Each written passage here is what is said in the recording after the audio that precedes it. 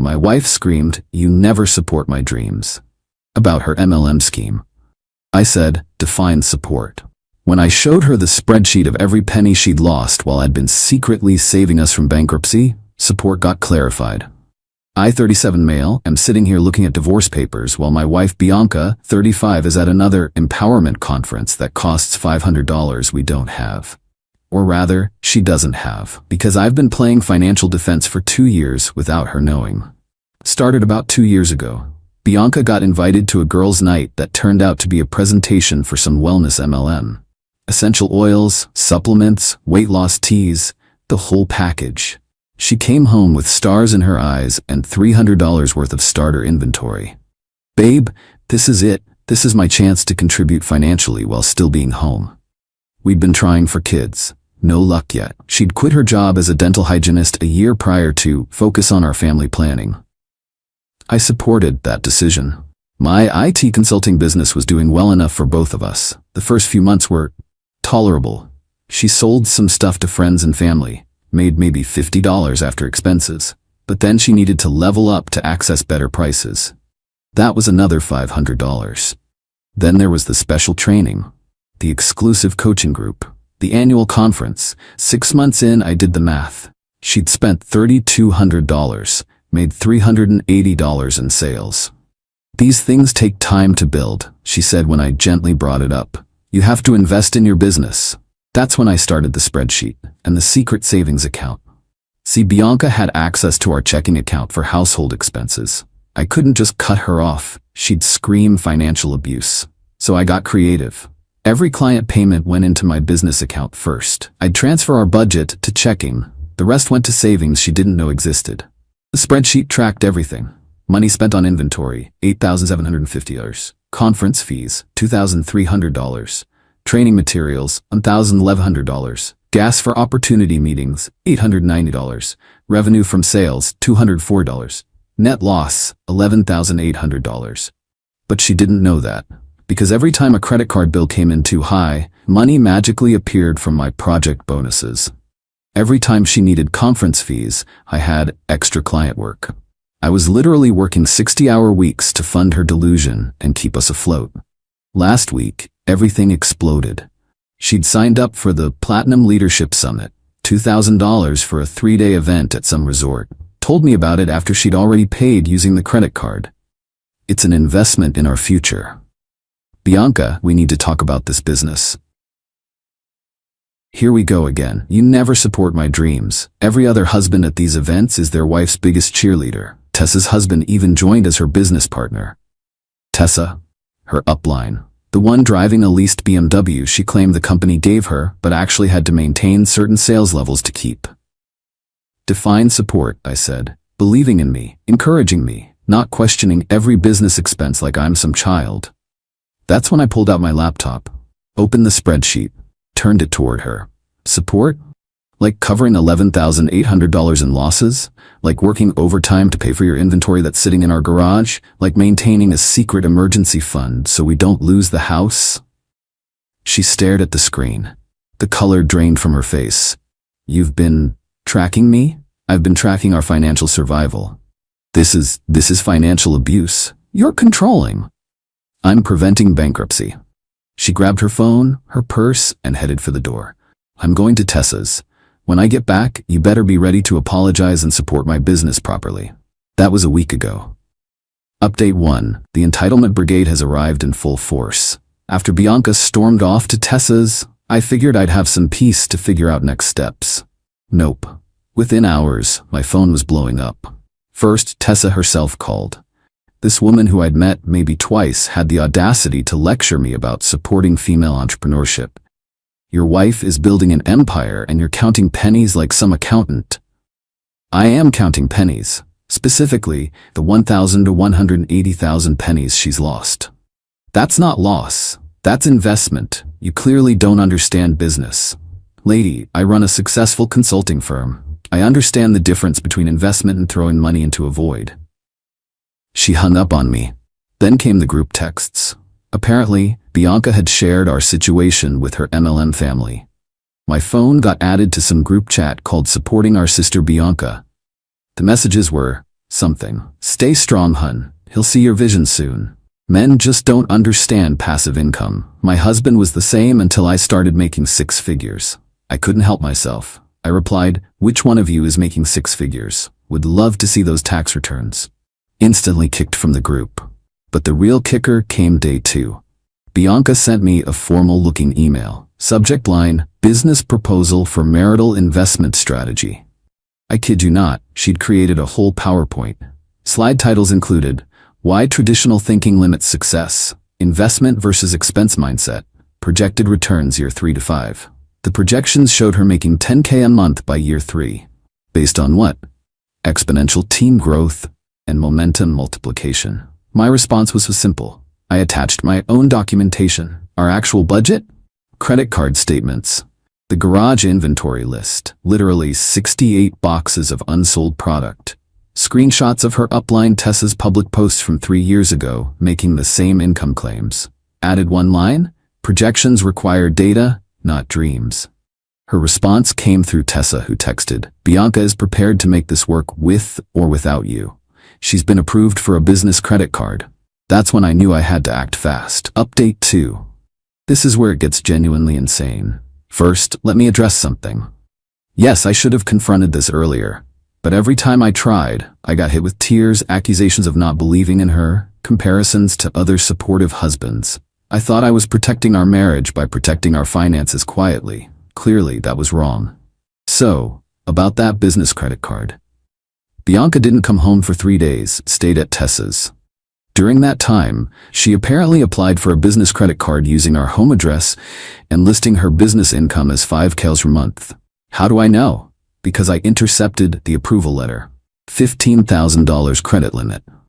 That's when I made my move. First, I called my lawyer. Yes, I have one now. Explained the situation. He suggested legally separating our finances immediately. Started that paperwork. Second, I went to our garage and documented everything. Every box, every product, every receipt I could find stuffed in boxes. Took photos, created an inventory. 68 boxes of oils, 34 boxes of supplements, 92 boxes of wellness tea, and so much more. Third, I listed it all online. Every single item. At cost. Started getting responses immediately. Sold about $200 worth the first day to people looking for discounts on this overpriced stuff. That's when Bianca came home. Saw my laptop open to the selling platform. What are you doing? Liquidating dead inventory. That's my inventory, my business. Actually purchased with marital funds, making it marital property. She lost it. Full meltdown. Screaming about sabotage, about destroying her dreams, about how I was the reason she'd never succeed. You're right, I said. I'm the reason, because I'm not funding this anymore. That's when she dropped the bomb. Well, I don't need you to. Tessa's lending me money to buy into the executive level. It's only $10,000, and she says I can pay her back once I'm earning. My jaw dropped. You borrowed $10,000? It's an investment, and unlike you, she believes in me. I pulled out my phone, showed her something I'd found the night before. A public court record. Tessa had filed for bankruptcy 2 years ago. Listed debts included $45,000 in credit cards, most with MLM company purchases. Your mentor, who's lending you money, is bankrupt. That's fake. You're making that up. It's public record. Case number right here. She stared at the screen, then at me, then back at the screen. She said that was her ex-husband's fault. Bianca, she's using you. You're not her downline. You're her cash cow. She makes money off your purchases, not your sales. You're lying. You're just jealous of strong women supporting each other. That's when I showed her the second thing I'd found. Screenshots from a private Facebook group for ex-MLM members. 3 different women sharing stories about Tessa. Same pattern. Love bombing, lending money, then aggressive collection when they couldn't pay back. Bianca sat down. Quiet for the first time in days. I signed a contract with her. What kind of contract? She pulled it up on her phone. I read it. My stomach dropped. It wasn't just a loan. Tessa had positioned herself as a business partner with rights to 40% of Bianca's profits until the loan was paid back, plus interest at 18% annually. Bianca, this is predatory. I'm gonna be sick. She ran to the bathroom. I heard her crying. For a moment, I felt bad. Then I remembered the $11,800 we'd already lost. the overtime hours, the stress. When she came back out, she was holding her phone. I'm calling Tessa. I'm telling her I can't do this. Good. Because we're getting divorced, and I'm going to pursue this business properly without your negativity. I couldn't believe it. Even faced with evidence, she was doubling down. Fine. But know this, I've already separated our finances. The credit card you applied for? I'm not liable for it. The loan from Tessa? That's on you. And this house, my name's on the deed. My business pays the mortgage. You can't kick me out. I'm not, but I'm also not paying for anything related to your business anymore, including the storage unit you rented last month. How did you? Credit monitoring, Bianca. I see every account opened with our information. She stood there shaking. Then grabbed her phone again. Tessa? I need to come back over. He's being completely unreasonable. Update 3. The universe has a sense of humor, turns out. After Bianca left for Tessa's again, I continued my garage sale operation. Listed everything, even took some to local flea markets. Made about $1,400 total. Pennies on the dollar, but better than nothing. Then I got a call from an unknown number. Is this, the guy selling wellness life products online? Yes, I'm Detective Morrison with the Economic Crimes Unit. We need to talk about your wife's business associate, Tessa Renfield. Turns out, Tessa was under investigation for fraud. She'd been running her own side scheme, taking loans from downline members, using that money to maintain her successful image, recruiting more people, taking more loans. Classic Ponzi structure layered on top of the MLM. The detective wanted to know if Bianca had given her money. I explained the $10 loan/partnership. She's victim number 14 we've identified.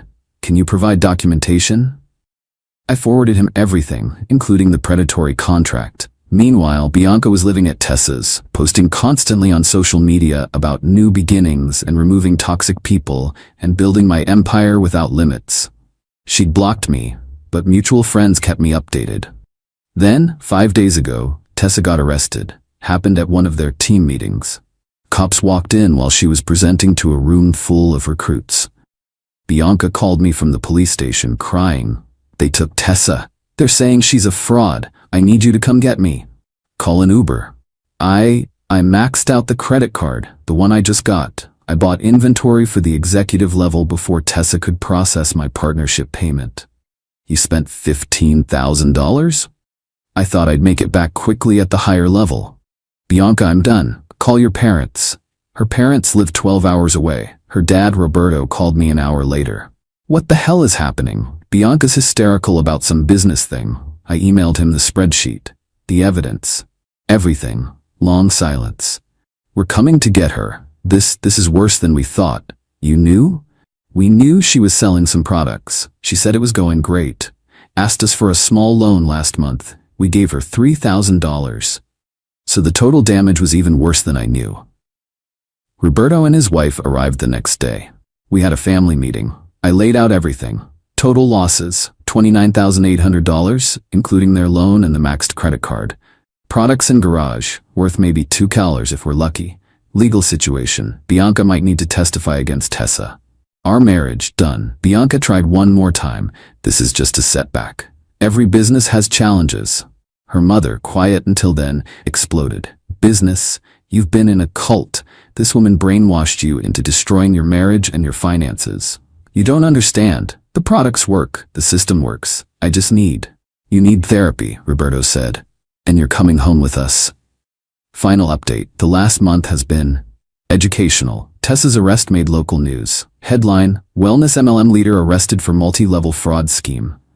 The irony wasn't lost on anyone. She'd scammed people within a scam. 14 victims came forward. Total loans exceeding $180,000. Bianca was victim number 12. The contract she signed was void, fraudulent inducement, but the $10 was gone. Tessa had spent it immediately on maintaining her lease, paying minimum payments on her own debts, and recruiting more victims. Bianca's parents paid off her $15,000 credit card to avoid destroying her credit completely. They put her in therapy and made her get a job. Last I heard, she's working as a receptionist at a dental office. Full circle. The divorce was straightforward. She had no money to fight for anything. I kept the house, my business, the savings account she never knew about. She kept the remaining inventory. Her parents' garage is now full of it, and her car. The savings account I'd been protecting, $32,000. More than enough to cover what she'd lost, but I'd earned every penny working overtime while she played businesswoman.